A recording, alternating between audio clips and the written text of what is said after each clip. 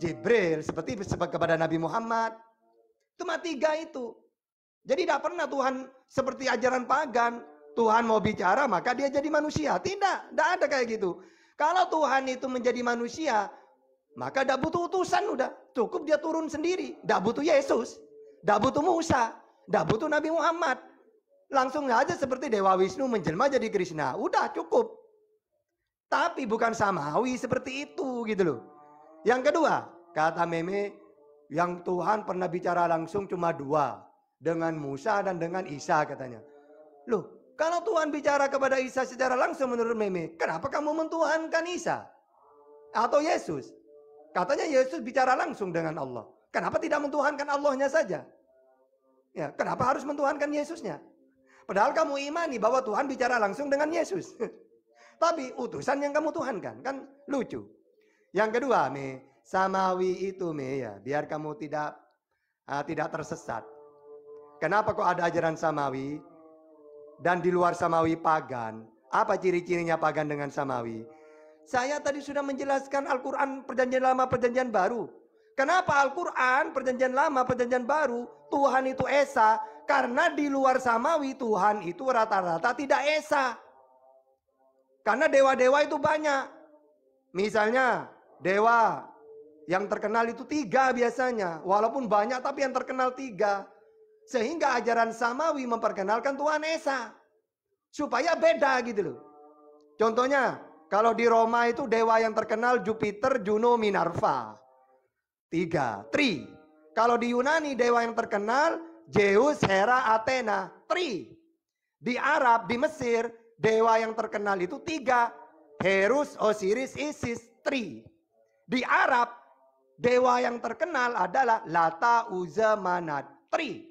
Maka Kristen tidak mau kalah. Tuhan itu dewa 3 juga. Bapa, Anak, Roh Kudus. Tri. Makanya Yesus memperkenalkan, hai Israel, Tuhan Allah kita, Tuhan itu satu esa. Markus 12:32. Ulangan 6 ayat 4. Al-Ikhlas ayat 1. Kul huwallahu ahad. Perlu itu. Supaya beda dengan ajaran Tri. Yang mana kalau Tri itu dewa-dewa. Karena Tuhan itu bisa dilihat sebagaimana dewa-dewa, maka Tuhan memperkenalkan dirinya, laisa kamitslihi syai'un. Tuhan tidak serupa dengan apapun. Walam yakul lahu kufuwan ahad. Gitu loh. Atau kalau dalam Perjanjian Lama Keluaran 9:14. Yang ketiga, karena ajaran di luar samawi itu bisa dilihat karena sudah menjelma jadi manusia, maka Tuhan memperkenalkan dirinya la tudrikuhul absar. Al-An'am 103. Tuhan tidak bisa dilihat. Yohanes 5:37, Keluaran 33:20. Semuanya dijelaskan supaya kita tidak menjadi pagan. Kalau Tuhan itu bisa dilihat, pagan, karena sudah menjelma jadi manusia. Kalau Tuhan sudah Tri, pagan, karena Tuhan Esa. Kalau Tuhan serupa dengan makhluk, pagan, karena Tuhan tidak serupa dengan apapun. Ya, itu harus bisa membedakan mana itu pagan, mana samawi. Tuhan turun jadi manusia di mana, Oke. Saya simpulkan menurut Kristen Yesus itu jelmaan Tuhan. Tuhan jadi manusia. Itu kan menurut Kristen. Kalau menurut Yesus kan sudah aku jelaskan. Tuhannya ada di langit. Itu loh. Tuhannya Esa. Tidak bisa dilihat sama dengan Muslim. Jadi harus pakai dalil Terus yang terakhir. Allah. Bagaimana Allah membuktikan dirinya Tuhan kalau tidak bisa menjelma. Kalau tidak bisa menampakkan dirinya. Nanya ke Yesus. So Yesus seperti apa Tuhan itu? Esa, tidak bisa dilihat. Tidak serupa dengan apapun. Gimana saya percaya dengan Tuhanmu Yesus? Kalau Tuhanmu seperti itu. Jadi itu seharusnya jangan protes ke saya. Protes ke Yesus. Yesus, kalau saya ingin percaya kepada Tuhanmu yang tidak kelihatan. Gimana saya mau percaya? Wong Tuhanmu tidak aktif. Tidak bisa menjelma. Tidak bisa dilihat. Jadi kalau kamu bicara dengan saya bagaimana Tuhanmu tata Allahmu? Kan tidak bisa dilihat kata Muhammad. Gimana dia menunjukkan dirinya Tuhan? Nanya ke Yesus juga. Karena Yesus juga menyampaikan tentang ketuhanan sama seperti yang disampaikan oleh Nabi Muhammad. Jadi kalau kamu protes ke Yesus juga dong. Gitu ya. Oke, silakan Oke, terima kasih atas waktu yang sudah diberikan. Salah satu bentuk apresiasi dari saya kepada Ustadz Tata bahwasan beliau ini memang sangat semangat ya. ketika berdialog dengan meme bos. Kenapa dia semangat? Karena beliau ini tahu bahwasan menghadapi seorang meme bos itu bukanlah gampang seperti membalikkan telapak tangan. Jadi saya acungin jempol bahwasan sangat semangat. Yang lain jangan tertawa. Bisa langsung dijawab aja tidak? Nggak usah framing basa-basi itu basi gitu loh ya. Apresiasi terus. Sabar, selalu santai. Kita masih dalam konteks untuk lelucon sedikit supaya menghibur di hati-hati yang sudah sakit itu. Nanti kalau sekali aja bisa membalikan telapak tangan gimana? Oke, saya lanjutkan teman-teman ya. Jadi tolong teman-teman menjaga room ini supaya tidak ada keributan. Biarkan Ustadz Tata memaparkan. Oke, saya lanjutkan teman-teman. Jadi saya bertanya kepada Ustadz Tata, caranya untuk membuktikan bahwasan Tuhan itu ada, bagaimana caranya?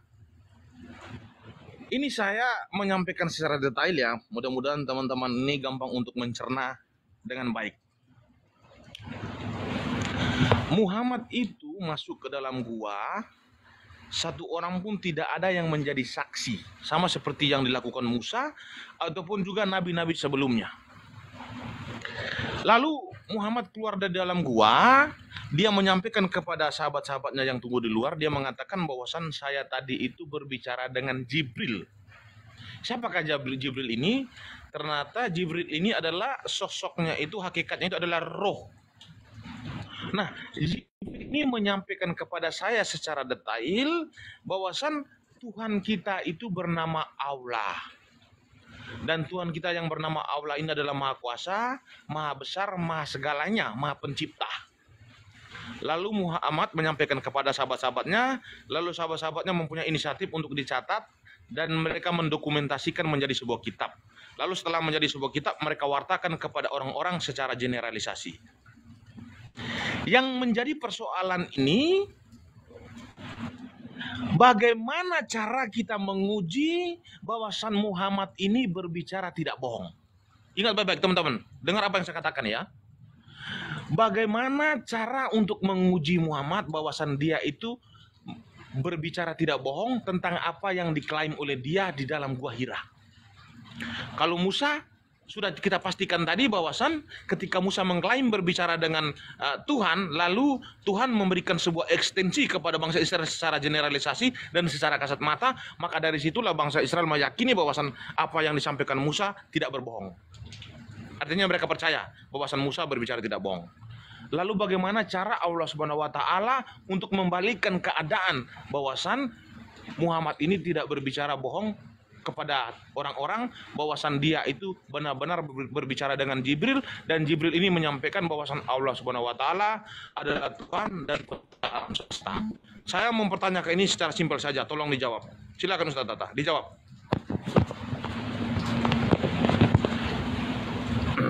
Pertama, bagaimana kita membuktikan bahwa Nabi Muhammad itu tidak bohong? Karena semua para nabi menyampaikan, kalau Nabi Muhammad mengatakan wa ma yantiqu anil hawa in huwa illa wahyu yuha. Apa yang aku sampaikan ini adalah firman-Nya Allah.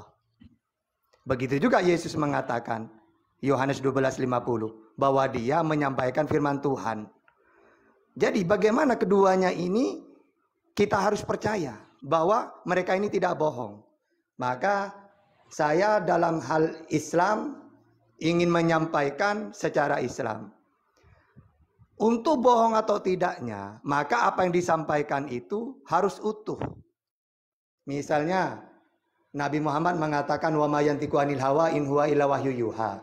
Apa yang aku sampaikan ini wahyu atau firman-Nya Allah. Apa saja wahai Muhammad firman itu? Banyaknya 114 surat. Mulai dari sesuai asbabun nuzul, al-alaq, al-qalam, mujammil, mudassir, al-fatihah, al-lahab, at-takwir, al-a'la, al-lail, al-fajr, ad-duha, al-insyirah, al-ashr, sampai an-nasr. 14 surat. Sampai sekarang masih utuh dan tidak pernah berubah. Kenapa kok tidak bisa? Kok bisa Tata? Tidak bahaya Tata? Oh tidak. Karena Allah sendiri yang menjamin. Mana dalilnya? Inna nahnu nazzalna dzikra wa inna lahu lahafidun. Kami yang menurunkan Al-Quran dan Allah juga yang menjaganya. Terbukti sampai sekarang terjaga. Yang kedua, saya nanya saksi bahwa Nabi Muhammad menerima dari Jibril. Oke, saya pakai dalil Al-Quran. Mana saksinya? Walladzi arsala rasulahu bil huda wa dinil haq liyudhhirahu 'ala ad-dini kullih wa kafa billahi syahida.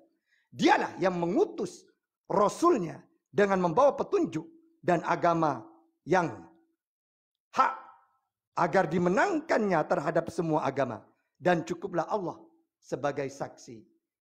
Juga di dalam surat Yunus 10 ayat 29.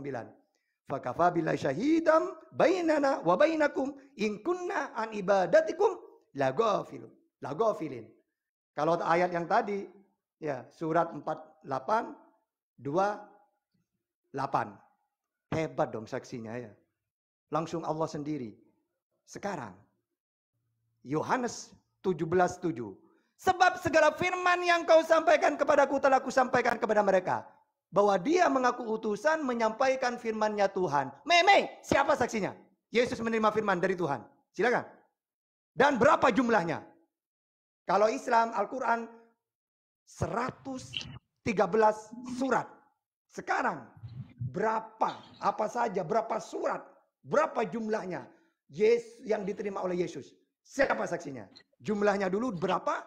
Apa saja? Jangan sebut Markus, Matius, Lukas, itu ucapan mereka. Bukan kitab suci kayak gitu, itu sejarah itu. Silakan sebutkan. Firman yang diterima oleh Nabi Muhammad jumlahnya 114 surat. Siapa saksinya? Wa kafa billahi syahida. Berapa surat yang Yesus terima dari Tuhannya? Siapa saksinya? Silakan. Oke, terima kasih kepada Ustadz Tata, memang sangat semangat beliau hari ini. Tetapi menjadi persoalan di sini, pertanyaan Ustadz Tata ini sama saja membunuh dirinya sendiri. Teman-teman yang ada di atas komal, baik maupun di bawah, tolong dengar baik-baik apa yang saya sampaikan tadi.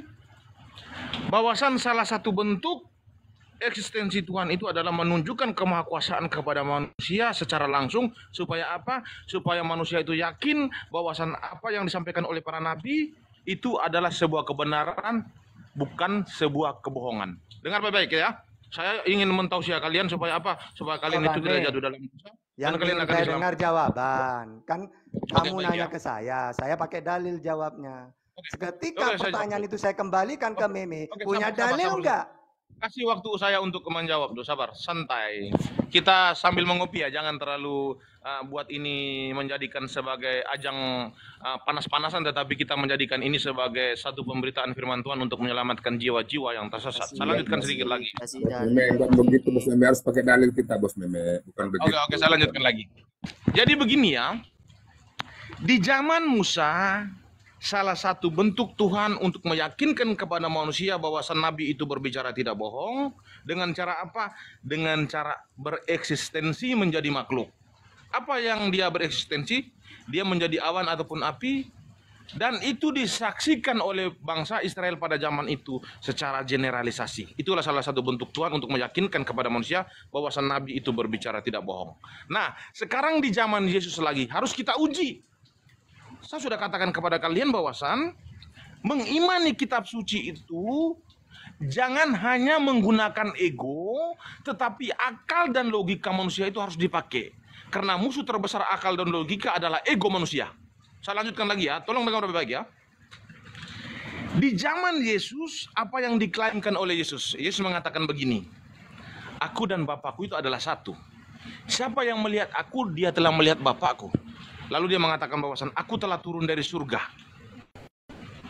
Apakah orang-orang pada zaman Yesus ini ataupun murid-murid ini mau mempercayai Yesus begitu saja?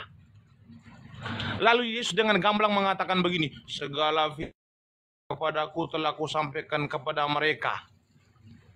Kapan Yesus ini menerima firman? Kapan Yesus ini berbicara dengan Tuhan secara langsung sehingga dia berani mengatakan kepada murid-muridnya bahwasan segala firman yang telah kau sampaikan kepadaku telah kusampaikan kepada mereka. Siapa yang menjadi saksi?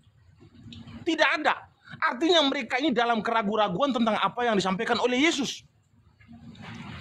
Maka dalam keraguan-raguan mereka itu, mereka meminta Yesus untuk membuktikan kebenaran kepada Yesus. Di Yohanes 14 ayat 9 sampai habis, salah satu murid Yesus menuntut kepada Yesus bahwasan Tuhan, tunjukkanlah Bapa itu kepada kami, itu sudah cukup bagi kami. Apa kata Yesus kepada mereka?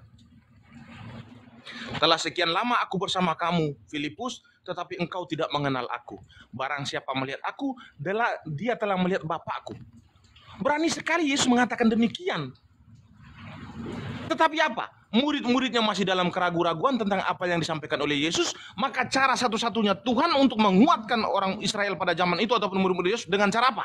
Dengan cara Tuhan berekstensi. Ketika Yesus naik ke atas gunung untuk berdoa, dia membawa muridnya yaitu muridnya itu yaitu Petrus dengan Yohanes. Ketika Yesus dalam keadaan berdoa, suara dari langit, suara Tuhan secara langsung berbicara kepada Yohanes dan Petrus. Apa kata Tuhan kepada mereka secara langsung? Inilah anakku yang kuasihi, hanya kepadanya lah aku berkenan, dengarkanlah dia. Saya harap kalian di sini pasang telinga baik-baik apa yang saya sampaikan kepada kalian, supaya apa? Supaya kalian tidak jatuh dalam dosa dan mencerna kitab suci itu menggunakan akal dan logika, jangan mengedepankan ego. Jadi salah satu meyakinkan kepada nabi-nabi bahwa mereka berbicara tidak bohong itu dengan bereksistensi, berbicara langsung kepada mereka itu secara langsung, supaya apa? Itu meyakinkan kepada mereka bahwa nabi-nabi itu berbicara tidak bohong. Maka ketika Tuhan berbicara langsung kepada Yohanes dan Petrus, maka dari situlah Yohanes dan Petrus yakin bahwa apa yang disampaikan oleh Yesus itu tidak berbohong. Kenapa? Karena Tuhan itu berbicara secara langsung kepada mereka bahwa inilah anakku yang kukasihi, hanya kepadanya aku berkenan, dengarkanlah dia. Apa yang dilakukan Allah Subhanahu wa taala? Apakah Allah Subhanahu wa taala berbicara kepada sahabat-sahabat Muhammad dengan mengatakan dia adalah nabi yang kukasihi, hanya kepadanya aku berkenan, dengarkanlah dia? Tidak ada. Allah Subhanahu wa taala tidak sedikit pun tidak ada berekstensi untuk meyakinkan kepada manusia bahwa apa yang disampaikan oleh Muhammad itu adalah sebuah kebenaran. Tidak ada. Jadi harapan saya kepada kalian itu jangan mengimani kitab suci itu mengedepankan ego, tetapi gunakan akal dan logika untuk mengimani Tuhan. Supaya apa? Supaya tidak tersesat tadi sudah saya katakan tadi. Karena sekarang saya masih menuntut kepada kalian, buktikan kepada saya Allah, bagaimana cara Allah Subhanahu wa taala untuk membuktikan kepada sahabat-sahabatnya Muhammad bahwa Muhammad itu berbicara tidak bohong. Coba dijawab. Silakan. Oke. Tadi pertanyaan kembalian dari saya, serangan balik ya. Jadi saya itu kalau debat, tak persilakan nonton-nonton itu bertanya. Karena saya yakin di dalam Islam pasti ada dalilnya. Tapi ingat, ketika pertanyaan itu saya kembalikan kepada dia, pasti kemana-mana. Saya sebutkan tadi, saksinya Allah itu sendiri. Wa kafa billahi syahida. Untuk membuktikan bahwa Nabi Muhammad menyampaikan firman, buktinya firman itu sampai sekarang dijaga oleh Allah. Nah, sedangkan Bible tidak. Makanya saya sebutkan disuruh berapa jumlahnya tidak tahu Meme.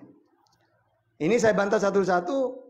Jadi untuk menunjukkan bahwa Nabi itu tidak bohong, ajarannya tetap eksis. Gitu loh.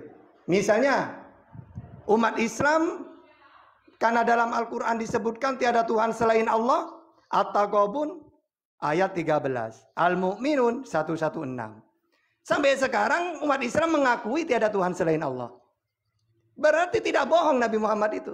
Nah kalau Yesus, kalau saya pakai logika, bohong Yesus itu. Buktinya dia menyampaikan, hei Israel, Tuhan Allah kita, Tuhan itu Esa.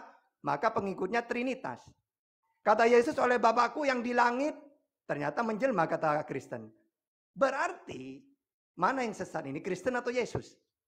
Nah kalau kita Nabi Muhammad mengatakan tiada Tuhan selain Allah, sampai sekarang umat Islam seluruh dunia mentuhankan Allah. Ketika Al-Quran yang disampaikan oleh Nabi Muhammad, sembahlah Allah, An-Nisa 36. Sampai sekarang umatnya menyembah Allah. Tapi kalau Kristen, ketika Yesus mengatakan jangankan manusia, iblis saja disuruh menyembah Allah sama Yesus. Menyalah iblis, ya, hanya Tuhan Allahmu yang harus kamu sembah. Ya. Tapi Meme malah menyembah Yesus. Berarti bisa dikatakan ajaran Yesus itu gak ada sudah. Ada lurus tapi menjadi sesat. Siapa yang menyesatkan? Meme bos. Ya. Terus saya bantah lagi. Yesus Tuhan karena dia dan Bapa satu. Oke. Yang konsisten. Yohanes 17:21 sampai 23. supaya mereka menjadi satu sama seperti Engkau ya Bapa di dalam aku dan aku di dalam Engkau, agar mereka juga di dalam kita, supaya dunia percaya bahwa Engkaulah yang telah mengutus aku dan aku telah memberikan kepada mereka kemuliaan yang Engkau berikan kepadaku, supaya mereka menjadi satu sama seperti kita adalah satu, aku di dalam mereka dan Engkau di dalam aku, supaya mereka sempurna menjadi satu. Ternyata yang satu dengan Bapa bukan hanya Yesus, tapi juga mereka. Maka Tuhannya Kristen ada 15. Kok bisa? Iya, Bapa 1, tambah Yesus 2. Tambah muridnya 12 mereka. Berarti berapa? 14. Tambah Roh Kudus 15. Tuhannya meme. Terus Yesus dari surga, Tata. Salah. Yesus keluar dari Maria. Ya, tapi dia bukan dari dunia, Tata, ada dalilnya. Kenapa? Kalau bukan dari dunia. Yohanes 17, 14, 24, 17. Aku ini sudah menyampaikan firman-Mu kepada mereka itu. Maka isi dunia ini benci akan mereka itu. Oleh sebab mereka itu bukan daripada dunia. Seperti aku juga bukan daripada dunia. Jadi, kalau meme mentuhankan Yesus karena dia bukan dari dunia, maka mereka juga bukan dari dunia. Tuhankan. Kalau meme mengatakan Yesus Tuhan karena satu, mereka juga satu. Jadi orang Kristen itu tidak ngerti Bible. Ya, makanya saya sering mengatakan, kalau orang Kristen mentuhankan Yesus pakai imani saja, silakan.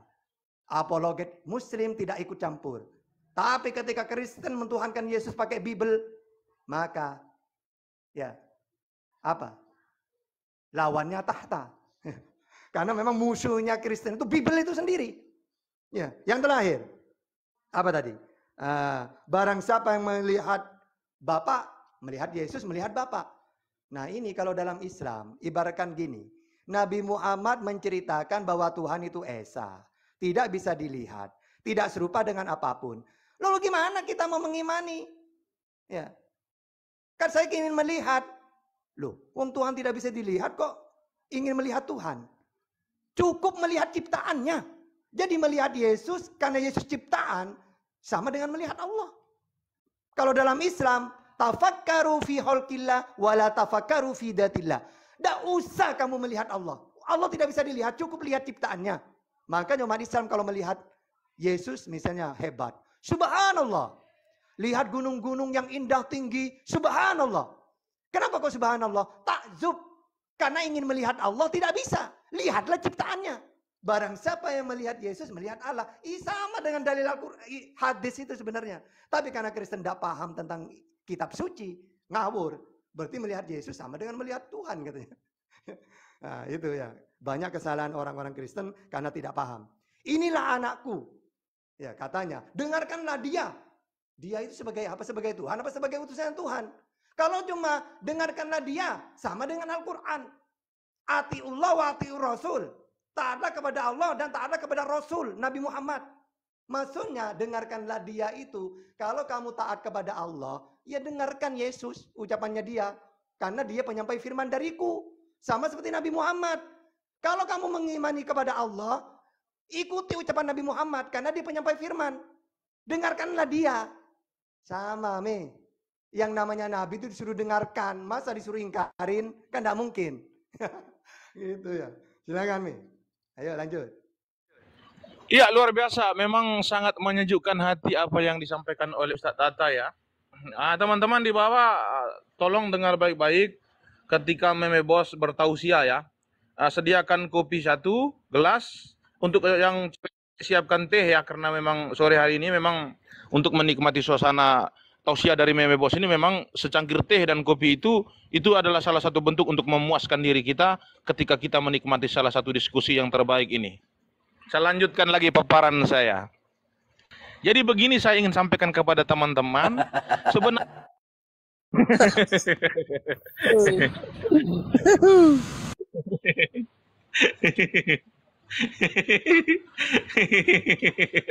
Oke, saya lanjutkan ya.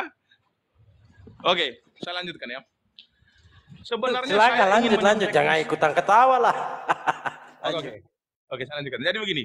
Sebenarnya saya ingin menyampaikan sebuah analogi, tetapi analogi saya ini sebenarnya sudah saya wartakan kepada sahabat-sahabat saya ketika saya berdialog atas Komal. Mungkin sahabat saya salah satu pemilik Komal Indalbo ini sebenarnya beliau juga sudah pernah mendengar, tetapi apa salahnya ketika pencerahan ini saya ulangi kembali lagi kepada mereka yang belum pernah mendengarkan. Jadi begini ya, saya menganalog. Cek Bang Meme, suaranya Hilang rupanya lagi. kelihatan. Hilang lagi. Keluaran Aduh. 3320. Masih terkoneksi ya, masih terkoneksi suara saya ya. Ya, terus. Moderator. Oke, lanjut. Oke, saya lanjutkan ya. Jadi, untuk zaman yang modern ini, saya menganalogikan kepada diri saya. Dengar baik-baik ya. Nah, di zaman yang modern ini, saya membawa pena satu, membawa buku satu, saya masuk ke dalam gua. Nah, setelah sampai di dalam gua, saya berimajinasi. Nah, setelah berimajinasi, saya menciptakan sebuah narasi. Nah, dalam narasi saya ini apa yang saya ciptakan? Saya menciptakan nama Tuhan saya adalah Ariel Peter Pan. Saya catat. Ariel Peter Pan adalah pencipta alam semesta. Ariel Peter Pan adalah Maha Kuasa. Ariel Peter Pan adalah menciptakan bumi, menciptakan manusia, dan menciptakan seluruh isi alam semesta. Lalu saya keluar, saya wartakan kepada orang-orang. Ketika saya wartakan narasi yang saya catat itu dari hasil imajinasi saya, lalu orang-orang berbondong-bondong akan mengimani nama Tuhan itu adalah Peter Pan dan dia adalah pencipta alam semesta. Ini adalah salah satu bentuk penyesatan yang terbesar yang saya lakukan kepada umat manusia. Dengar baik-baik apa yang saya sampaikan kepada kalian supaya kalian tidak jatuh dalam dosa. Ingat, dengar apa yang saya katakan. Ini adalah salah satu bentuk yang saya lakukan, yaitu penyesatan terbesar kepada manusia adalah memberitakan Tuhan hasil daripada imajinasi saya. Kenapa saya katakan bahwasan saya telah menyesatkan orang? Karena memang Tuhan yang saya beritakan kepada orang-orang ini tidak menunjukkan kemahakuasaan secara langsung kepada mereka, tidak bisa berekstensi secara langsung, menunjukkan kebesarannya kepada manusia secara generalisasi dan secara kasat mata. Berarti Tuhan ini adalah Tuhan hasil imajinasi. Karena Tuhan hasil imajinasi manusia tidak bisa menunjukkan kemahakuasaan kepada manusia secara langsung. Itu dengar baik-baik tausiah yang gratis ini ya. Saya ulangi sekali lagi bahwasan Tuhan hasil imajinasi manusia tidak akan bisa menunjukkan kemahakuasaan secara generalisasi, secara kasat mata kepada manusia secara langsung. Tetapi yang bisa menunjukkan kemahakuasaan kepada manusia secara kasat mata dan secara generalisasi adalah Tuhan yang benar-benar Tuhan seperti Tuhan yang ada di dalam Alkitab. Ketika para nabi memberitakan dia adalah Maha Kuasa, namanya adalah Yahweh yang berubah wujud menjadi manusia yang disebut dengan Yesus. Inilah Tuhan yang benar-benar Tuhan yang menunjukkan kemahakuasaan kepada manusia ketika mereka dalam keraguan-raguan. Nah, sekarang kita beralih kepada siapa Yesus. Kalau soal tentang eksistensi Allah Subhanahu wa taala, saya tidak mau bertanya lagi karena Ustaz Tada tidak menjawab dari tadi. Saya anggap itu, tetapi kalau teman-teman muslim beranggapan bahwasan sudah dijawab oleh Ustaz Tada, monggo. Tetapi bagi saya satu pun tidak ada yang disentuh. Saya lanjutkan tentang apa yang disampaikan, yang dipersoalkan oleh Ustaz Tata berkaitan tentang Yesus ya. Jadi saya ingin sampaikan kepada teman-teman secara detail. Islam itu memandang Yesus itu hanya menggunakan satu sudut pandang. Mereka berpedoman kepada Yohanes 17 ayat 3, bahwasan hidup yang kekal itu yaitu mengenal Engkau satu-satunya Allah yang benar dan mengenal Yesus Kristus yang telah Engkau utus. Tetapi berkaitan dengan dalil-dalil yang lain yang terkonfirmasi secara global di dalam Alkitab tersebut, mereka abaikan. Orang Kristen bukanlah seperti yang dilakukan oleh orang Muslim, berpatokan kepada Yohanes 17 ayat 3, tetapi kami itu menguraikan kitab suci itu secara detail dari berbagai macam sudut pandang dan dari berbagai macam ayat. Contoh, untuk membuktikan Yesus adalah Tuhan, ketika dia disalib, ada orang di sampingnya, dia mengatakan di Lukas 23:43, apa kata Yesus kepada orang di sampingnya? Hari ini juga engkau akan bersama-sama dengan aku ke dalam taman Firdaus. Di sini Yesus memvonis orang tersebut bahwasan hari ini juga engkau akan masuk ke dalam surga. Di dalam ajaran Samawi, yaitu ajaran Yahudi, Kristen maupun Islam, yang berhak memvonis seorang masuk surga ataupun neraka itu adalah Tuhan itu sendiri. Tetapi yang dilakukan Yesus di sini, dia memvonis orang ini masuk surga tanpa melalui proses peradilan akhirat. Yang bisa memvonis orang masuk surga adalah Tuhan. Tidak ada yang lain lakukan itu. Di sini untuk menunjukkan bahwa Yesus adalah Tuhan. Itu yang pertama. Dia bisa memvonis orang masuk surga tanpa melalui proses peralihan akhirat. Dengar ya baik-baik ya. Ini adalah salah satu bentuk Yesus mendeklarasikan dirinya sebagai Tuhan. Itu yang pertama. Jadi kami itu menggunakan dari berbagai macam sudut pandang dan dari berbagai macam ayat. Bukan seperti kalian satu ayat saja berpatok. Tidak. Saya lanjutkan lagi ya. Di dalam kitab Yesaya itu menjelaskan bahwasan yang bertata di atas surga itu hanyalah malaikat dan Tuhan. Tidak ada yang lain. Tidak ada manusia di atas. Tidak ada hewan di atas. Tetapi hanya Tuhan dan malaikat. Nah, ketika Yesus menjadi manusia, apa kata Yesus di Yohanes 6? Yesus menyampaikan kepada murid-murid di Yohanes 6 ayat 37 sampai habis. Dia mengatakan bahwasan aku telah turun dari surga. Nah, ketika Yesus menyampaikan kepada murid-muridnya bahwasan dia telah turun dari surga, hanya ada dua kemungkinan. Dua kemungkinan itu apa? Kalau enggak dia ini Tuhan, berarti dia malaikat. Karena yang bertata di surga itu hanya Tuhan dan malaikat. Nah sekarang, ketika Yesus mengatakan aku telah turun dari surga, dia menyamakan dirinya dengan malaikat atau menyamakan dirinya dengan Tuhan? Ternyata tidak. Yesus tidak pernah menyamakan dirinya dengan malaikat dengan mengatakan bahwasan aku dan malaikat adalah satu. Siapa yang melihat aku, dia telah melihat malaikat. Tidak. Dia untuk mendeklarasikan diri sebagai Tuhan, dia mengatakan bahwasan aku dan Bapakku adalah satu. Siapa yang melihat aku, dia telah melihat Bapakku. Ini salah satu Yesus menyamakan dirinya dengan Tuhan yang bertata di atas surga. Untuk itu bahwasan dia telah turun dari surga berarti dia adalah Tuhan. Jadi ayat-ayat seperti ini itu jangan diabaikan. Orang Kristen itu tidak mengabaikan ayat seperti ini. Dan orang Kristen meyakini bahwa Yesus adalah utusan Tuhan, kami meyakini itu juga. Yesus dikatakan sebagai Rabi, kami mengimani. Yesus dikatakan sebagai Nabi, kami mengimani. Tetapi jangan abaikan ketika Yesus mengatakan dia turun dari surga, berarti dia adalah Tuhan itu sendiri yang turun ke dunia untuk melakukan pekerjaan-pekerjaan Nabi, untuk menyelamatkan manusia dari dosa supaya apa? Supaya kelak nanti manusia akan diselamatkan, masuk ke dalam kerajaan Tuhan. Amin, haleluya. Semoga Tuhan Yesus memberkati kalian semua. Hari ini tercerahkan oleh Meme Bos Debater, karena saya ini adalah Profesor Meme Bos yang diberi gelar oleh Dalbo. Amin. Termotor sekecil. Izin tat. Ya gimana? Arya minta bukti aja ya. Meme ya, dengerin ini bukti kebenaran yang disampaikan Nabi Muhammad. Saya kasih satu dalil aja ya.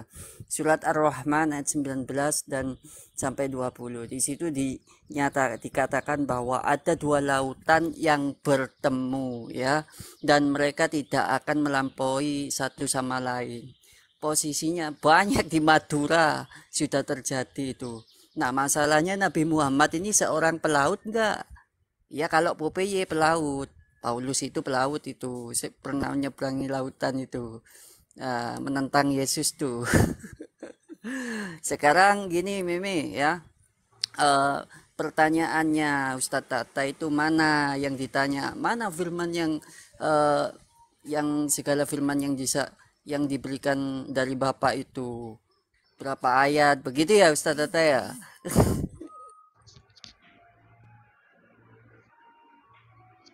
Oke.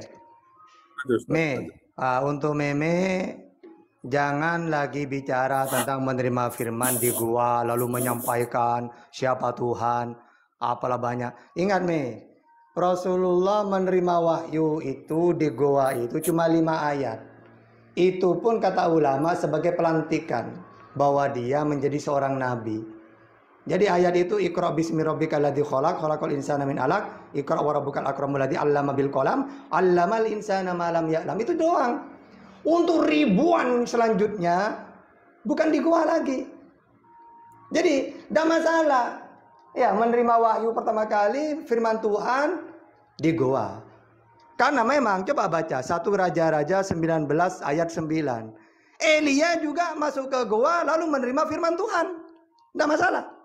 Karena kamu tidak tahu Bible, ya kamu permasalahkan. Yang kedua, siapa Yesus? Loh, kok masih nanya siapa Yesus? Bukankah Yesus sudah mengatakan siapa dirinya? Sama seperti Nabi Muhammad misalnya. Ada orang bertanya, Tata, siapa Nabi Muhammad? Utusannya Allah untuk seluruh alam. Mana dalilnya? Wa ma arsalnaka illa rahmatan lil alamin. Siapa lagi dia? Nabi. Mana dalilnya? Maka ana Muhammadun aba ahadim mir rijalikum walakin Rasulullah wa khataman nabiyyin. Nabi. Ya, terus apa tugasnya? Penyampai firman. Mana dalilnya? Wa ma yantiqu anil hawa in huwa illa wahyu yuha allamahu syadidul quwa. Jelas kan? Nabi Muhammad utusan seorang nabi penyampai firman, memperkenalkan Tuhan itu Allah. Lalu meme bingung, siapa itu Yesus? Muter-muter dia. Pakai ayat-ayat yang gak jelas itu. Padahal kalau saya nanya ke Yesus, siapa engkau Yesus? Utusannya Allah. Untuk siapa Yesus? Israel. Mana dalilnya? Matius 15:24, Yohanes 17:9, Matius 19:28, KPR 13:23, Matius 2 ayat 6, Matius 10:5-6. Oke, yang kedua. Siapa lagi dia? Nabi. Mana dalilnya, Sos? Markus 6 ayat 4, Yohanes 6 ayat 14, Lukas 24:19, Matius 21:10. Terus apa tugasmu Yesus? Penyampai firman. Mana dalilnya? Yohanes 12:50, Yohanes 17:7, Yohanes 5:30, Yohanes 14:24, Yohanes 12:44, Yohanes 7:16, Yohanes 8:26. Lalu siapa Tuhanmu? Allah. Esa, hai Israel, Tuhan Allah kita, Tuhan itu Esa. Enak kalau saya nanya ke Yesus. Siapa itu Nabi Muhammad? Siapa itu Yesus? Enak dengan dalil itu. Tapi kalau ke meme, dia itu Tuhan. Mana dalilnya? Aku dan Bapak satu. Mereka juga satu. Mereka Tuhan juga. Ya, terus dia bukan dari dunia, mereka juga bukan dari dunia. Mereka juga Tuhan. Ya, dia datang dari surga, tata salah. Dia keluar dari Maria. Sama seperti Islam keluar dari maminya. Tapi walaupun keluar dari mami, tetap saja kita ini bukan dari dunia. Makanya kalau kita mati, innalillahi wa inna ilaihi rajiun. Segala sesuatu dari Allah kembali kepada Allah. Kembali kemana? Dari Allah gimana? Tahu kamu keluar dari ibumu, sama seperti Yesus. Ya, walaupun dia bukan dari dunia, tapi tetap keluar dari mamanya. Jadi, tidak ada alasan-alasan Tuhan untuk Yesus itu ya. Nah, terus yang terakhir. Yesus menjamin masuk surga. Sama. Kata Rasulullah, kullu ummati yadkhulunal jannah illa man abah. Semua umatku pasti masuk surga. Gimana caranya ya Allah? Ya Rasulullah, man ata'ani dakhalal jannah. Barang siapa yang taat kepadaku masuk surga. Wa man asoni, ya neraka. Sama seperti Yesus. Yesus, kamu menjamin masuk surga? Iya, kullu ummati yadkhulunal jannah. Bagaimana caranya Yesus? Ya, kamu harus mentuhankan Allah dan imani aku sebagai utusan. La ilaha illallah Muhammad Rasulullah, Yohanes 17:3. Udah itu cetoran itu sudah. Ya, gak ada. Hidup yang kekal di surga mentuhankan Yesus itu gak ada. Kamu obok-abok ya. Obok-obok itu ya, sampai hancur Bible itu. Gak ada. Karena yang saya temukan hidup yang kekal itu cuma 3. Caranya hidup yang kekal menurut Yesus. 3-tiganya mentuhankan Allah, imani Yesus sebagai utusan. Matius 19, 16, 17. Yohanes 5, 24. Yohanes 17, 3. Dan tidak ada satupun hidup yang kekal mentuhankan Yesus, gak ada. Jadi ketika Yesus mengatakan, kamu hari ini kamu masuk surga. Sama seperti Nabi Muhammad, penyampai firman dia. Bilal, kamu melakukan amal apa? Kok terompak kamu? Coba terompaknya saja sudah di surga. Belum orangnya itu. Berarti Nabi Muhammad Tuhan loh. Dia menentukan umatnya masuk surga. Bukan gitu. Walaupun Yesus mengatakan hari ini kamu masuk surga. Bukan berarti Yesus Tuhan. Tapi dia penyampai firman Tuhan. Ibaratkan gini. Muhammad sampaikan kepada Bilal itu. Sampaikan kepada Abu Bakar, Umar, Utsman, Ali, Abu Ubaidah, Sa'ad bin Abi Waqqas, Bilal bin Rabaha. Kan 10 sahabat dijamin masuk surga oleh Rasulullah. Apakah Rasulullah Tuhan karena menjamin? Tidak. Dia hanya menyampaikan firman Tuhan. Bahwa sahabat 10 itu dijamin masuk surga. Siapa yang menyampaikan? Rasulullah. Apakah Rasulullah Tuhan? Tidak. Dia hanya menyampaikan. Sama seperti Yesus. Dia menyampaikan bahwa orang ini masuk surga. Bukan Yesus itu Tuhan. Dia penyampai firman Tuhan. Sama seperti Nabi Muhammad. Ada 10 sahabat yang dijamin masuk surga. Nabi Muhammad kok 10 orang dijamin masuk surga. Apakah Nabi Muhammad Tuhan? Tidak. Gitu itu ya. Jadi, kamu itu kalau bahas tentang Bible atau apa, buntu pikiranmu, Ya. Silakan. Terus lanjut. Oke, luar biasa. Maka saya lanjutkan tausiah saya untuk menyadarkan orang-orang bahwasan mengimani Tuhan hasil daripada imajinasi manusia itu adalah sebuah ketersesatan yang sangat luar biasa. Tetapi mengimani Tuhan yang benar-benar menunjukkan kemahakuasaan kepada manusia secara generalisasi dan secara kasat mata, maka saya katakan kepada kalian itu adalah sebuah kebenaran yang sangat luar biasa, maka kalian akan memperoleh hidup yang kekal di dalam surga bersama dengan Tuhan. Saya lanjutkan lagi ya. Ustadz Tata mengatakan bahwasan apa yang dilakukan Muhammad berkaitan tentang menjamin keselamatan, lalu menyampaikan dia adalah utusan Tuhan. Saya meyakini itu, saya percaya bahwasan Muhammad itu menjamin keselamatan kepada orang-orang yang mengikuti ajarannya. Tetapi persoalannya bahwasan Muhammad tidak pernah menyamakan dirinya dengan Tuhan. Saya sedikit pun tidak pernah membaca narasi dan saya tidak pernah menemukan narasi yang ada di dalam hadis maupun Al-Quran. Muhammad itu menyamakan dengan Tuhan dengan mengatakan bahwasan siapa yang melihat aku dia telah melihat Tuhan. Aku dan Tuhan itu adalah satu. Aku berbicara bukan berasal dari diriku sendiri, tetapi Tuhan yang diam di dalam aku, dia yang melakukan pekerjaannya. Jadi tidak boleh menyangkal tentang ketuhanan Yesus melalui apa tadi yang saya sampaikan tadi? Melalui apa tadi? Saya sudah lupa tadi. Melalui ego. Jadi ego itu jangan dikedepankan, tetapi kedepankan akal. Saya sudah katakan dari tadi. Muhammad tidak pernah memberikan salah satu bentuk dirinya menyamakan dengan Tuhan itu dengan mengatakan dia dan Tuhan adalah satu. Itu tidak ada. Muhammad menjamin keselamatan kepada orang juga. Dirinya juga keberadaannya sekarang tidak diketahui di mana dia berada. Satu pun tidak ada dalil yang terkonfirmasi di dalam hadis maupun Al-Quran tentang keberadaan Muhammad sekarang.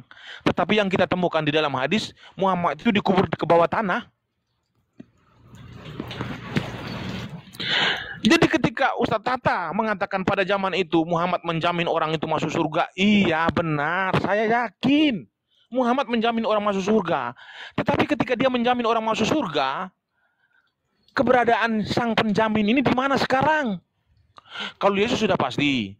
Dia menjamin orang masuk surga di Yohanes 11:25, jikalau kamu mengikuti perintahku, kamu akan masuk ke dalam kerajaan surga dan kamu tidak akan mati selama-lamanya. Untuk membuktikan bahwasan dia menjamin keselamatan orang dan orang tersebut akan selamat apa? Dia bangkit daripada orang mati dan dia naik ke atas langit, ke atas surga, disaksikan oleh banyak orang secara kasat mata. Tapi jaminan-jaminan yang dilakukan Muhammad ini, apakah ini kita bisa pegang menggunakan sang penjamin saja keberadaannya di dalam kubur? Yesus menjamin orang selamat, disaksikan oleh banyak orang, dia terangkat ke surga dan dia bangkit. Muhammad tidak bangkit. Muhammad tidak naik ke atas surga. Napas dulu, Mi. Tarik napas, Mi. Santai. Apakah ini? Kenapa sakit? Karena Meme Bos memberitakan tentang kebenaran. Jadi wajar kalau kalian sakit, karena memang HP saya tinggal 2% lagi, sebentar lagi akan mati kayaknya. Saya lanjutkan sedikit lagi ya. Jadi sang penjamin itu harus memberikan sebuah contoh yang konkret. Contoh yang konkret itu apa? Menjamin bahwasan jika kamu mengikut perintahku, kamu akan hidup yang kekal dan akan hidup bersama-sama dengan saya di dalam kerajaan surga. Contohnya apa yang dilakukan? Dia mati, lalu dia bangkit, disaksikan oleh banyak orang, lalu dia terangkat ke surga. Lalu dia mengatakan kepada murid-muridnya bahwasan aku akan pergi duluan ke rumah Bapakku dan akan menyediakan tempat bagimu. Apabila aku kembali lagi, aku akan membawa kalian di mana aku berada, di situ kalian berada. Yesus berada di mana? Dalam Lukas 23:43, di dalam surga. Karena original teksnya itu dikatakan paradiso. Yesus di surga sekarang. Dia duluan ke sana, dia menyediakan tempat bagi kami. Apabila di hari penghakiman nanti, dia akan membawa kami bangkit sama seperti dia dan terangkat sama seperti dia ke atas surga. Lalu Muhammad apa yang bisa dilakukan? Muhammad masuk ke dalam kuburan. Muhammad keberadaan sekarang tidak diketahui. Apakah kalian yakin dengan ajaran seperti ini? Ajaran seperti ini, ajaran tidak konkret, yang tidak nyata, yang tidak bisa menunjukkan pembuktian-pembuktian secara kasat mata. Apakah kalian yakin? Kalian mau bertahan seperti ini? Saya tanya. Akal pasti akan menolak. Kalau saya sebagai orang yang berintelektual, maka saya akan tolak dengan ajaran-ajaran seperti ini. Tetapi saya menerima Yesus sebagai Tuhan dan Juru Selamat karena dia mengajarkan tentang kekonkretan. Itu yang benar. Amin, haleluya. Semoga Tuhan Yesus memberkati. Salah satu bentuk apresiasi daripada saya, bahwasan saya sangat berterima kasih kepada moderator dan Ustaz Tata dan kepada teman-teman yang ada di atas dan juga kepada teman-teman yang ada di bawah Komal. Terima kasih. Saya di sini tidak ada berniat untuk mengkristenkan kalian, tetapi saya hanya berusaha untuk memberitakan firman Tuhan. Waduh, nggak perlu Juga nih seperti yang dilakukan oleh mengkristenkan. Ustaz Tata, dia memberitakan Al-Quran kepada kita semua. Amin, haleluya. Meme, jangan framing. Buktinya kan udah dikasih tadi. Meme. Pertama, kalau ajaran pagan itu, kalau manusia ingin menjadi Tuhan, harus mati dulu, baru jadi Tuhan. Jadi syaratnya manusia kalau ingin jadi Tuhan, menurut Paulus harus mati dan bangkit. Mana dalilnya, Tata? Coba, kamu baca Kisah Para Rasul 2:36. Ya, jadi Yesus itu harus mati dan bangkit supaya menjadi Tuhan. Jadi kalau kamu tidak bangkit, Yesus gagal jadi Tuhan. Ya, itu menurut pagan. Terus untuk membuktikan bahwa dia benar harus bangkit. Nabi Muhammad dikubur. Oke. Apakah Musa gagal jadi utusan? Karena dia itu meninggal tidak bangkit. Jadi namanya utusan Tuhan itu mau dia mati, bangkit atau tidak, tetap dia utusan. Ya. Tapi kalau kata Meme harus bangkit baru kita percaya. Loh, kita tahu. Semua tahu, yang bangkit dari kubur itu menjadi hantu, bukan Tuhan. Ini aneh. Umumnya orang bangkit dari kubur jadi pocong, hantu malah jadi Tuhan. Zombie, tat, zombie. Terus, Yesus menyediakan tempat di surga. Ya iyalah. Semua para nabi itu menyediakan tempat di surga. Ibaratkan gini, wahai Muhammad, ya Allah, kamu saya utus ke dunia, untuk seluruh dunia. Kamu saya beri tempat di surga. Tapi kamu saya utus supaya mereka juga punya tempat di surga. Caranya gimana ya Allah? Ajak mereka mentuhankan aku. Dan kamu mengakui bahwa kamu utusanku. Akhirnya muncullah kalau ingin masuk surga, la ilaha illallah Muhammadur Rasulullah. Begitu juga Yesus. So Yesus, kamu sudah tak kasih tempat kamu. Satu kamar udah, lantai 2. Nah, kamu sekarang tugas kamu mencari orang-orang supaya punya tempat juga. Gimana caranya ya Allah? Ya, Tuhankanlah aku, ajak mereka mentuhankan, mengenal aku. Dan kamu mengaku utusanku. Muncullah Yohanes 17:3 itu. Jadi semua para nabi memperoleh hidup yang kekal, juga mengajak umatnya hidup yang kekal. Caranya mentuhankan Allah, mengakui utusan di zamannya masing-masing, mengakui bahwa dia utusannya Tuhan gitu loh. Kalau memang enggak, ya. Kalau ingin selamat hidup yang kekal, Tuhankanlah Yesus. Gak ada dalilnya itu. Karena Yesus menyediakan tempat di surga itu kalau memenuhi syarat umatnya. Yaitu mentuhankan Allah, mengakui Yesus sebagai utusan. Begitu juga Nabi Muhammad, kalau kita ingin punya tempat di surga, kata Nabi Muhammad, la ilaha illallah Muhammad Rasulullah. Tuhankanlah Allah, akui Nabi Muhammad sebagai utusan. Sama. Semua para nabi itu memberi tempat di surga. Pertanyaannya, mau nggak umatnya?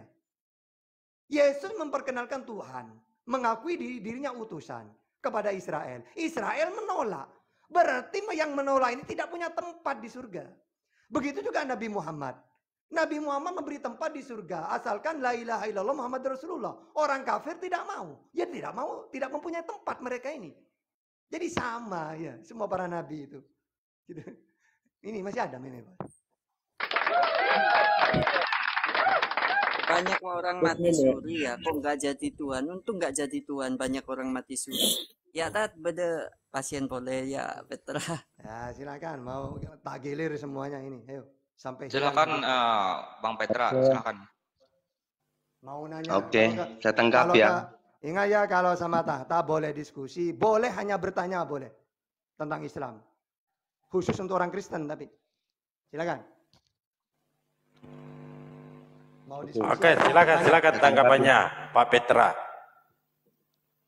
Tadi katanya bahwa Yesus itu adalah hantu. Ya kan? Bukan. Jadi Dari kubur. Orang bangkit dari kubur itu jadi hantu. Malah Kristen jadi Tuhan. Umumnya. ya jadi hantu.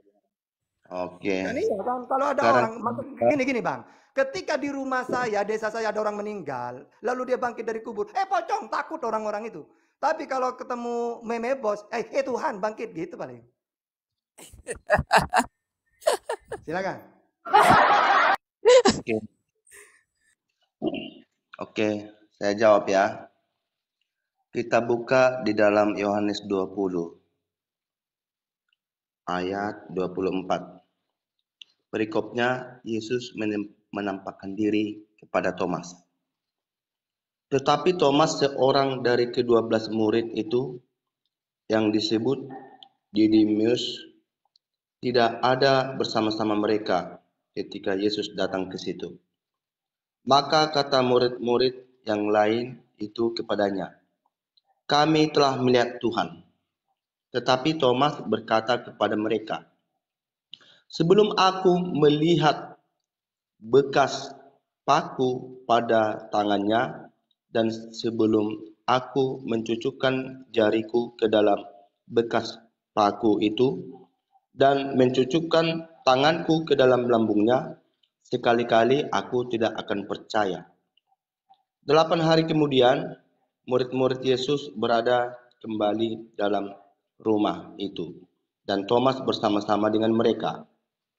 Sementara pintu-pintu terkunci, Yesus datang dan ia berdiri di tengah-tengah mereka dan berkata, "Damai sejahtera bagi kamu." Kemudian ia berkata kepada Thomas, "Taruhlah jarimu di sini dan lihatlah tanganku. Ulurkanlah tanganmu dan cucukkanlah ke dalam lambungku.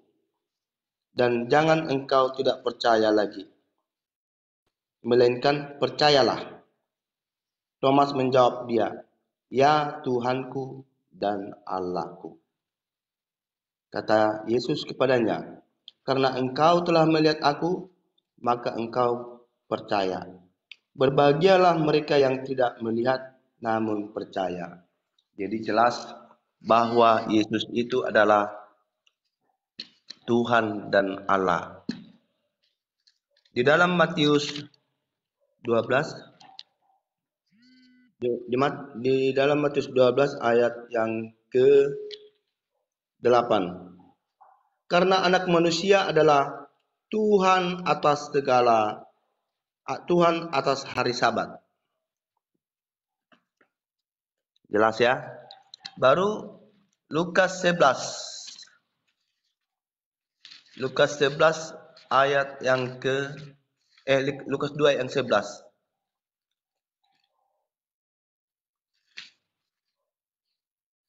Ya.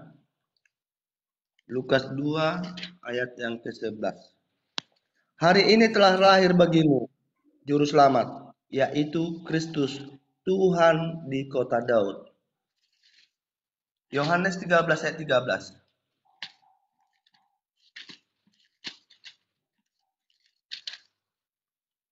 Yohanes 13 Aku dan Tuhan.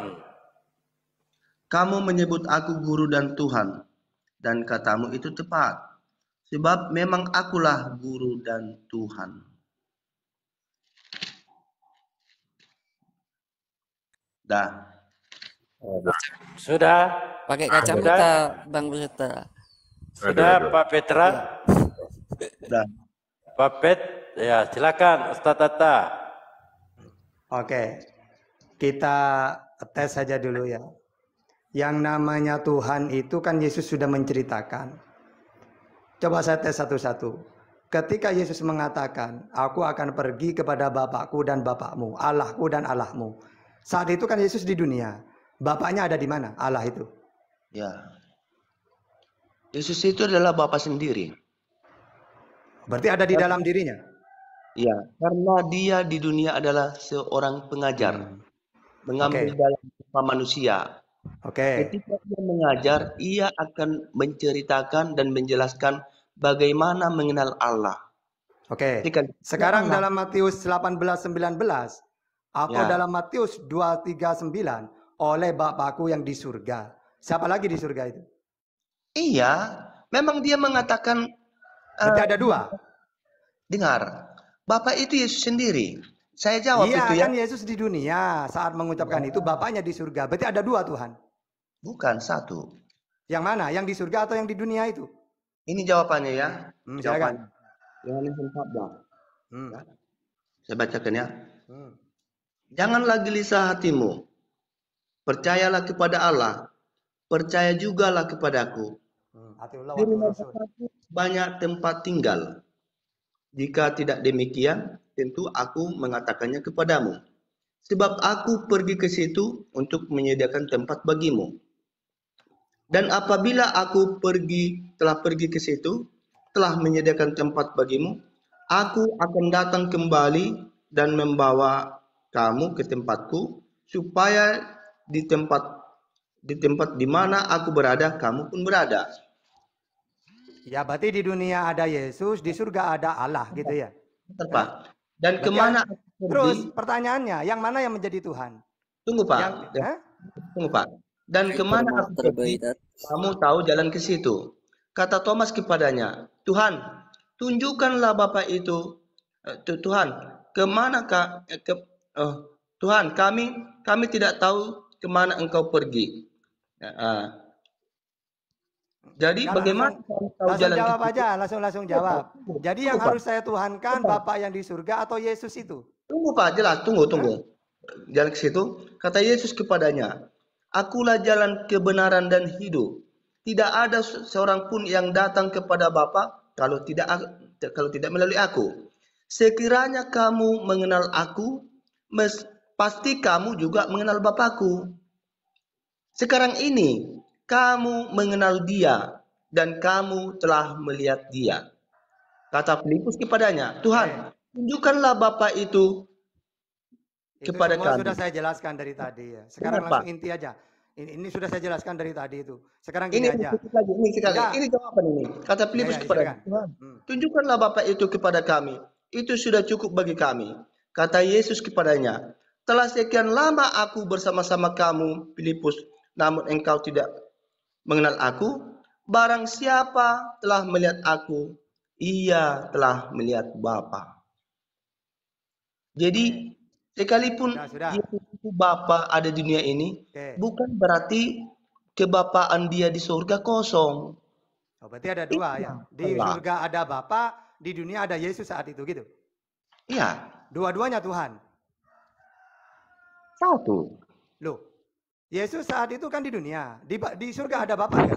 Sekalipun dia di dunia, bukan berarti dua Tuhan. Ya, oke, saya nanya aja, Bapa atau Yesus yang Tuhan? Yesus itu adalah Bapa. Bapa itu adalah Yesus. Oke. Berarti yang namanya Tuhan kan memberi firman bukan menerima. Yesus itu menerima apa memberi? Memberi firman dan menerima firman. Oke, ketika dia menerima dari siapa? Kalau Musa kan dari Tuhannya, Nabi Muhammad dari Tuhannya. Ya. Kalau Yesus dari siapa? Dari Bapa. Apakah sama yang memberi firman kepada Musa dengan yang memberi firman kepada Yesus? Ya sama. Oke. Berarti yang menjadi Tuhan itu yang memberi firman apa yang menerima? Kalau yang menerima berarti Musa masuk juga. Beda Musa. Musa itu kan nabi. Yesus bukan nabi. Yesus itu adalah Tuhan dan Allah. Ya, mana? Kalau Yesus nabi, saya ada dalilnya. Markus 6 ayat 4, Yohanes 6 ayat 14, Lukas 2 4 19, Matius 2 1 10. Nah, sekarang Yesus itu Allah itu sendiri, mana dalilnya? Tadi kan sudah saya baca. Gimana? Coba. Di dalam Yesaya 9. Dengar ya.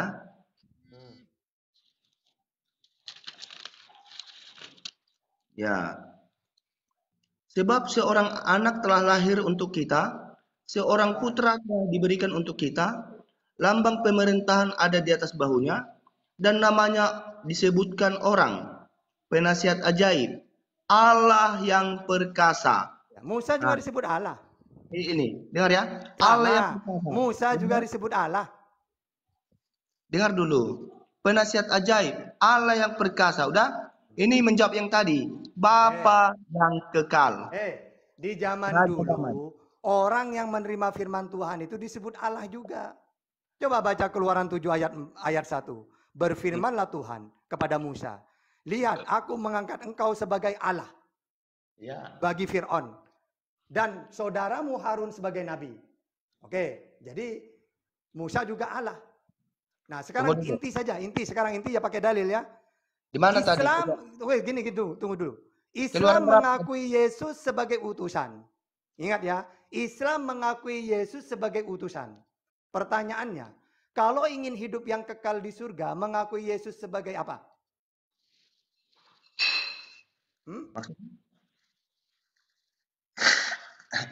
Maksudnya? Terus. Kalau saya ingin selamat kekal di surga, saya harus mengakui Yesus sebagai apa? Sebagai Tuhan. Mana dalilnya? Kalau kamu ingin hidup yang kekal, akui Yesus sebagai Tuhan. Mana dalilnya? Dia kan juru selamat. Tidak langsung pakai dalil. Coba Bahwa kalau tunggu. ingin hidup yang kekal, mengimani Yesus sebagai Tuhan. Mana dalilnya? Silakan. Tunggu. Tadi udah saya jawab nggak dia? Apa belum saya jawab tadi? Belum. Intinya saya ya umat Islam ini ya saya pribadi ingin selamat kekal di surga. Maka saya harus percaya kepada Yesus sebagai apa? Kalau ingin kekal di surga. Kalau sebagai Tuhan tunjukkan dalilnya. Jawab. Itu kan akulah terang itu yang tadi akulah jalan. Bukan, saya dah nanya siapa Yesus, akulah terang. Bukan. Saya ingin kekal di surga, harus iman kepada Yesus sebagai apa? Sebagai Tuhan apa sebagai utusan? Sebagai Tuhan lah. Ya dalilnya. Kalau sebagai utusan kan ada dalilnya 3. Kalau saya hidup yang kekal mengimani Yesus sebagai utusan, kan ada dalilnya menurut Yesus. Ada 3 dalil itu. Termasuk Yohanes 17:3. Nah, ketika menurut kamu mengimani dia sebagai sebagai Tuhan, mana dalilnya? Nggak ada sampai mencret, nggak ada Petra. Yang ada itu Kalau tidak ada, berarti Islam yang kekal di surga itu. Karena mengimani sebagai utusan sesuai ucapan Yesus. Karena begitu besar kasih Allah akan dunia ini hingga ia menganugerahkan anaknya yang tunggal supaya setiap orang yang percaya kepadanya tidak akan binasa. Ia percaya sebagai apa? Melainkan beroleh hidup yang kekal. Iya, sebagai apa saya percaya? Kan bagi orang yang percaya, supaya orang yang percaya memperoleh hidup yang kekal. Percaya sebagai apa? Ya Tuhan dan Juru Selamat. Nggak ada di situ. nggak ada. Cuma percaya doang. Maka untuk mengetahui sebagai apa tata percayanya. Kalau menurut Yesus sebagai utusan. Kan banyak dalilnya. Penyampai firman. Aduh. Nabi. Tunggu ya. Gimana? Makanya jangan dikit-dikit keselamatan, hidup yang kekal di surga. Nggak tahu caranya. Kalau Islam tahu bagaimana cara hidup yang kekal. Maka akhiru kalam la ilaha illallah dahulal jannah. Kalau ingin hidup yang kekal di surga, Tuhan kanlah Allah. Mengenal Allah, satu-satunya Tuhan yang benar. Ya, Ustadz Tata saya izin bantu Bang Petra ya. Bang Petra coba di Yohanes 17 itu Bang Petra. Di situ itu Yesus katakan. Yohanes 17:3 Bang Petra. Saya bantu Bang Petra ini. Ini Efesus 2:8 ya. Sebab karena kasih karunia kamu diselamatkan oleh iman. Itu bukan hasil usahamu, tetapi pemberian Allah. Itu bukan hasil pekerjaanmu. Jangan ada orang memegahkan diri. Apa itu? Itu yang kekal Petra. Inti kehidupan itu semua manusia ya. Ingat, semua manusia itu pingin hidup yang kekal. Kalau dalam Al-Quran, jannatin tajri min tahtihal anhar, khalidina fiha. Jadi hidup yang kekal di surga itu sangat dinanti-nantikan. Semua manusia pingin. Nah kalau dalam Islam, mentuhankan Allah, mengimani Nabi Muhammad sebagai utusan. Nah kalau saya harus ikut Yesus, hidup yang kekal, saya harus percaya ke dia sebagai apa? Kan harus jelas.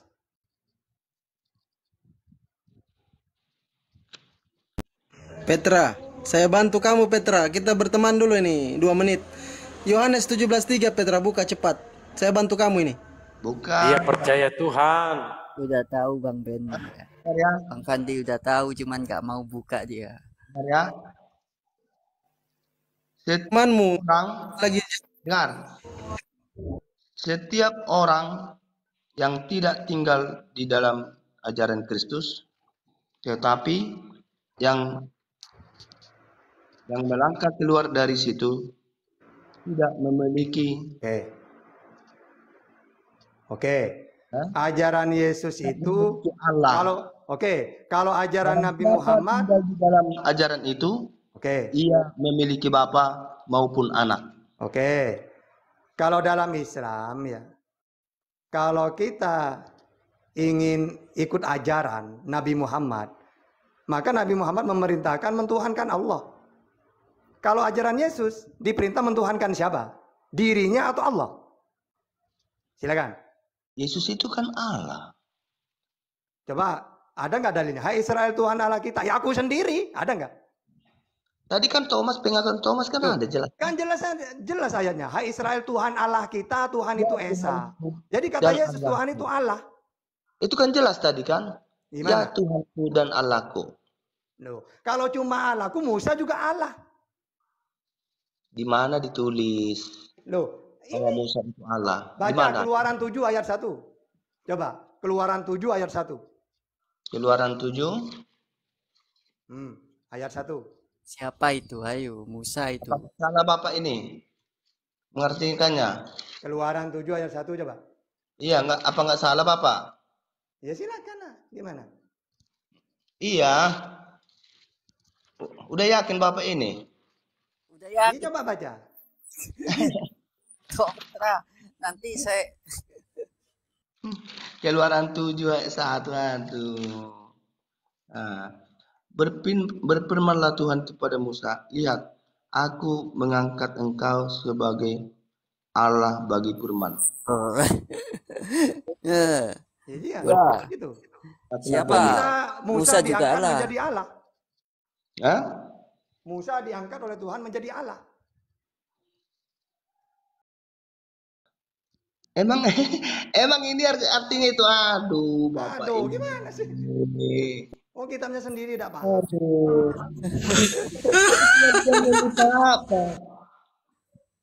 Makanya kalian salah. Ya coba baca gimana? Coba baca. Dengar ya. Nah, dengar, ayo. Sekarang perikopnya nenek moyang Musa dan Harun. Ya, terus baca. Langsung Keluaran 7:1 coba. Enggak, kita biar dapat dulu apanya. Musa menghadap Firaun. Yesus nggak pernah mengakui ya, nggak pernah mengakui sebagai Allah loh. Pada waktu, kenapa? Nggak pernah mengakui sebagai Allah, mengaku sendiri loh, nggak pernah loh. Yang ada ini Musa sudah diangkat jadi Allah itu. Yang ada Yesus berdoa kepada Allah, bersyukur kepada Allah. Itu pengakuan Thomas tadi. Ya Tuhanku dan Allahku. Iya, Musa juga Allah kok. Itu kan jelas kan? Ya Petra, itu kan pengakuan Thomas. Jadi klaim Biarkan dulu selesai ini, Ustaz Tata. Jelasin ya. Musa menghadapi Firaun. Pada waktu Tuhan berfirman kepada Musa di tanah Mesir, Tuhan berfirman kepadanya, Akulah Tuhan. Katakanlah kepada Firaun, Raja Mesir, segala yang kupirmankan kepadamu. Tetapi Musa berkata di hadapan Tuhan, bukankah aku ini seorang yang tidak petah lidahnya? Bagaimana mungkin Firaun akan mendengarkan aku? Berfirmanlah Tuhan kepada Musa, sebagai Allah bagi Firaun. Berfirmanlah Tuhan kepada Musa, lihat, aku mengangkat engkau sebagai Allah bagi Firaun dan Harun, abangmu akan menjadi nabimu. Aku harus mengatakan segala yang kuperintahkan kepadamu dan Harun. Yang menjadi salah di sini apa?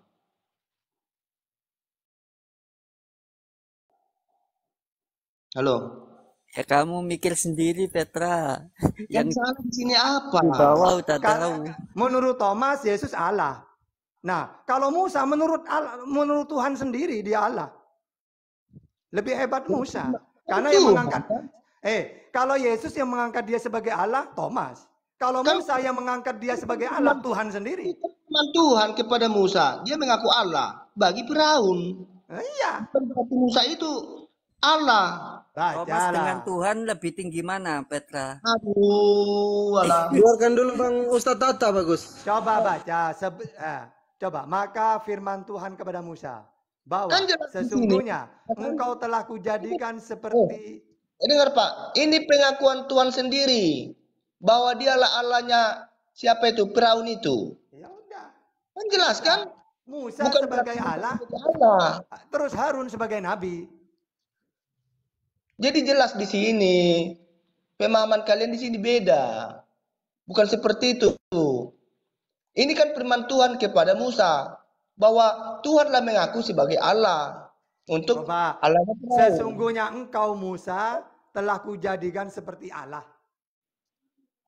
Aduh. Gimana sih? Pembahasan kalian. Berfirmanlah Tuhan kepada Musa. Kan ini perkataan Tuhan. Jadi, kembali lagi. Jadi yang memberi firman kepada Yesus dengan yang memberi kepada Musa sama-sama ya, Allah itu ya. Iyalah, Yesus Kristus itu. Makanya Yesus Kristus. Itu coba sebutkan namanya. Yang memberi firman kepada Musa siapa? Pak, bentar dulu ya, ada apa ya, tokeku ya datang ya, sebentar ya. Bukan kabur ya? Iya. Ya. Ada aja kau. Pusing-pusing kalian orang nemu.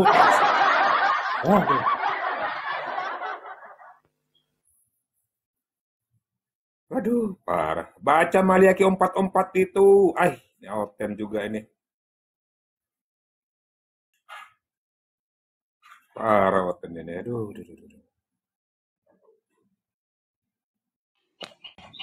Ya, selamat sore. Asik ya. Selamat sore. Iya, selamat sore Dalbo. Kenapa lama kali naikkan saya? Kenapa? Takut ya? Asik. Berapa orang di sini yang buat apa Muslim? Takut, bro? Berapa orang sih? Berapa orang di sini yang Muslim? Keren. Semuanya cuma Anda yang... Kamu aja Kristen. Oh, saya yang Kristen ya. It's okay ya. Oke, teman-teman. Silakan sama Ustadz Tata. Apa-apa Jadi gini temanya? ya. Mengapa kalian menjadi orang-orang mau padahal mengaku orang yang beragama tapi menjadi orang bodoh? Yang merasa lebih paham isi rumah orang lain daripada yang punya rumah. Ini mau curhat mau apa ini? Mau dialog atau mau curhat? Iya, makanya coba jabarkan ketuhanan Yesus menurut Anda. Tuhan, tanya ke saya karena saya orang Kristen. Tapi kalau nanti saya bertanya tentang Al-Quran, saya tanya samamu karena kamu orang Muslim. Saya nanya siapa? Siapa itu dia. Itu baru keren. Iya, saya nanya. Siapa Jangan Yesus? Sepertinya kamu merasa lebih paham isi rumah. Dengarkan. Katanya mau ditanya. Sekarang gini, saya mau bertanya dulu. Saya bertanya. Ya kan? Takut. Saya mau bertanya dulu, boleh nggak? Izin dulu teman-teman ya. Saya atur dulu. Ini orang, saya tahu dia selalu mengkritiki di Facebook secara sepihak. Ketika Anda memberikan ruang, dengarkan Muslim untuk bertanya. Ketika Anda memberikan ruang kepada kami untuk bertanya, kamu dengarkan. Kristen datang untuk ditanya. Apakah kalian memang kaum bertanya saja? Come on. Tidak berani kali ditanya. Silakan Ustaz Tata. Silakan. Boleh ya? Saya bertanya dulu ya. Nanti kamu boleh tanya mau berapa ratus pertanyaan tentang firman Tuhan, saya akan bisa selesaikan. diatur juga. Ya, boleh saya tanya satu saja. Satu aja kok, nggak banyak-banyak. Silakan. Oke, gitu dong. Baru keren host ya. Gini dia. Saya kan Kristen nih. Saya nggak mengerti tentang Al-Quran dan saya tidak mengerti tentang Islam, teman. Jadi saya hanya bertanya ini. Nah, di dalam saudara saya Muslim. Ya, diwajibkan juga untuk mengimani Taurat, Zabur, dan Injil. Oke, dan Al-Quran sebagai penyempurna, benar ya? Ini saya bertanya, oke? Nah, bagaimana jika misalnya terjadi kontradiksi antara Taurat, Zabur, dan Injil itu dengan isi Al-Quran itu sendiri. Oke. Apa yang terjadi? Jadi siapa yang diimani jadinya kalau begitu? Nah, itu saya cuma bertanya kok. Udah, kamu belum bertanya, saya sudah bisa jawab. Udah, Tahta, jangan emosi, santai saja, bro. Tenang. Kamu bertanya, silakan di mute. Oke. Silakan. Oke, saya mute. Oke, saya jawab. Jadi Islam kan beriman juga kepada kitab-kitab Allah. Iman di situ percaya bahwa nabi-nabi sebelum Nabi Muhammad itu juga diberi kitab. Makanya dalam Al-Quran surat Al-Baqarah, walladzina yu'minuna bima unzila ilaika wa ma unzila min qablik. Jadi kita disuruh beriman kepada kitab-kitabnya Allah. Bukan hanya Al-Quran kitab itu, karena Allah pernah turun kepada Allah pernah mengutus nabi-nabi juga sebelum Nabi Muhammad, tapi hanya untuk satu kaum. Ketika bertentangan Taurat dengan Al-Quran, gimana? Loh, Taurat kan sudah tidak berlaku, wong diutus untuk Israel doang. Misalnya Injil dan Taurat, untuk siapa? Untuk Israel. Bertentangan dengan Nabi Muhammad untuk seluruh dunia. Ibaratkan gini, Tata, bagaimana ketika undang-undangnya Bapak Jokowi dengan SBY bertentangan? Ya Bapak Jokowi, Bapak Jokowi sekarang presiden. Undang-undangnya beliau, karena zamannya beliau. Bertentangan dengan SBY. SBY kan zaman dulu, sudah dirubah sudah. Makanya para nabi ketika diutus, di zamannya masing-masing diimani. Musa dengan Tauratnya sampai kapan? Sampai Allah mengutus Isa dengan Injilnya. Maka wal yahkum ahlal Injil bima anjalallah. Ya ikut Injil di zamannya Yesus. Sampai kapan? Maka baca Al-Maidah 44 sampai 48 itu. Sampai Allah mengutus Nabi Muhammad. Ketika Allah mengutus Nabi Muhammad, Al-Maidah 48. Maka semua kitab-kitab sudah berlaku sudah. Ibaratkan undang-undang yang dulu di zamannya presiden dulu, ya jangan dipakai. Oke. Ya, jadi gini dia, saudaraku. Ya, tadi Bang Tahta tadi berkata bahwa Allah mengutus nabi-nabi, ya. Nabi yang mana? Jadi gini dia, saudaraku. Di dalam Taurat, Zabur, dan Injil dengan jelas dikatakan bahwa Tuhan yang mengutus nabi-nabi itu bukan Allah, teman, tetapi Yod-Heh-Vaveh. Oknum yang berbeda, namanya pun sudah berbeda. Jadi Yod-Heh-Vaveh lah yang mengutus Abraham, Ishak dan Yakub, Daud, Musa, Salomo dan lain-lain, teman. Bukan Allah. Itu di dalam Taurat, Zabur dan Injil. Eksistensinya saja sudah berbeda, teman. Yod-Heh-Vaveh namanya yang kudus itu dan tidak akan pernah memberikan kemuliaannya kepada yang lain. Yesaya 42 ayat 8 dengan jelas. Ya. Dan dia adalah eksistensinya adalah roh. Ya, sementara Allah yang kamu sembah sebagai seorang muslim, teman, dan yang mengutus Nabi Muhammad itu adalah zat. Oke? Eksistensinya berbeda, teman. Jadi oknumnya juga berbeda. Come on. Ya. Jadi yang mana yang kamu imani? Yod-Heh-Vaveh kah atau Allah kah? Oke. Jadi seperti itu dia yang mau saya tanyakan. Jadi imannya kami, Tuhannya kami adalah Tuhan yang disembah oleh Ibrahim, Isa, Yakub, dan para nabi yang lain. Siapa? Allah, Siapa yang menyembah? Siapa Tuhannya Ibrahim, Ishak dan Yakub? Oke, Allah. No. Okay. Di dalam Taurat dengan jelas, teman. Oke. Tuhannya Abraham, Ishak dan Yakub adalah Yod-Heh-Vaveh. Kamu bertanya, saya jawab, dengerin dulu. Oke. Jadi nama Allah itu nama pencipta. Yang siapa yang mengenalkan Allah dulu? Ibrahim ketika ke Mekah, wa id yarfa'u Ibrahim. Dan ingatlah ketika Ibrahim diutus oleh Allah untuk mendirikan Ka'bah. Lalu dia memperkenalkan nama Tuhan itu Allah. Diteruskan putranya Ismail, diteruskan Bani Jurhum, diteruskan Bani Huza'ah. Maka ketika Nabi Muhammad diutus, tinggal meneruskan nama ini.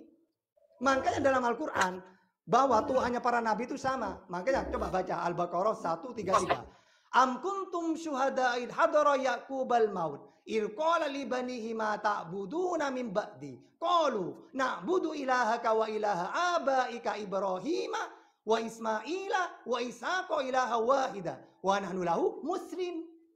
Coba baca artinya. Adakah kamu hadir ketika Yakub kedatangan tanda-tanda maut? Ketika ia berkata kepada anak-anaknya, Yakub mengatakan kepada anaknya, apa yang kamu sembah sepeninggalanku? Maka anak-anaknya menjawab, kami akan menyembah Tuhanmu dan Tuhan nenek moyangmu, yaitu Ibrahim, Ismail, Ishak, Yakub. Jadi Tuhannya Islam itu Tuhan yang disembah semua para nabi. Nah, sekarang itu kan data yang kamu bawa, Bang Tahta. Iya kan? Sekarang gini, Bang. Kan Abang juga mengimani Taurat itu.